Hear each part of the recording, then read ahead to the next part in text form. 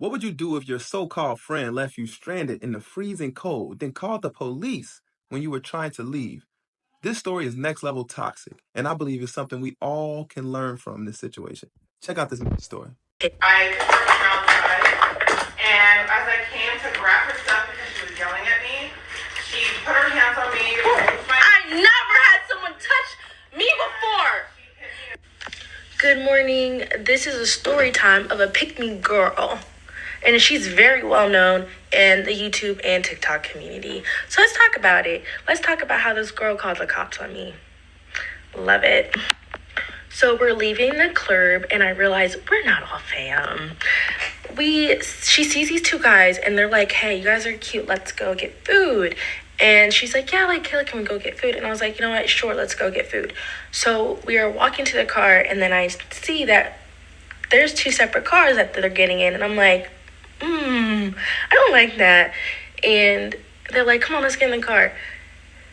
And so she rides with one guy and I ride with the other one. We get to Surfside. It's now about like 3-something in the morning. And her guy calls my guy. And he's like, what's up? And he's like, can you pick up the food with your girl and bring it back to their car? And I'm like, why am I delivering food like I'm DoorDash? Like, where's she at? So I call her, like, are you good? No answer. So I pick up the food after it's been like 30 minutes, 40 minutes. So now it's like at least like 3-something, almost 4 o'clock in the morning. I go and I see her throw up all over outside his Tessie. And I'm like, I just called the Uber. Let's go home. I'm good. I don't need to stay no more. She's like, no, I want to stay. And I like talked to him. So I was like, okay, like, let me know what time you want to go home. So then I go back to the car with the other guy and start eating the food. So this is where it gets crazy.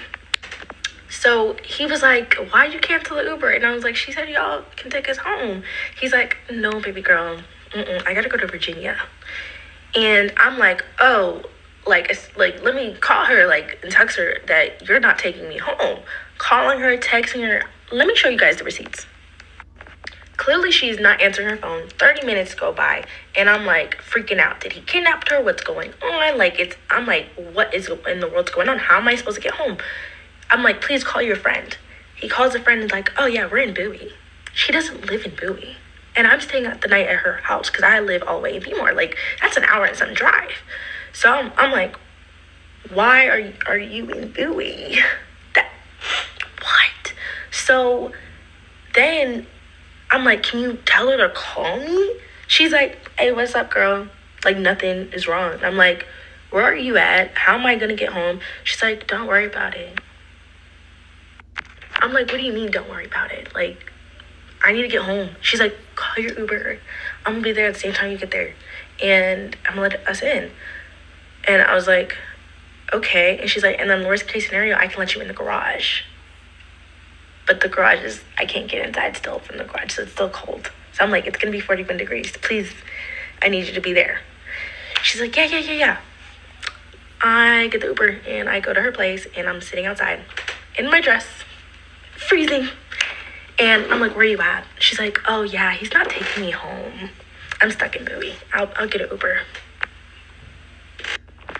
So then she finally arrives, took 20-ish minutes, and then I call her, see she's arrived. She's like, I'm coming. I'm like, why is it taking her so long to get to me? It's been another 10 minutes. I've been outside in 41 degrees weather for 30 minutes now in my dress. And I see her with Crocs on.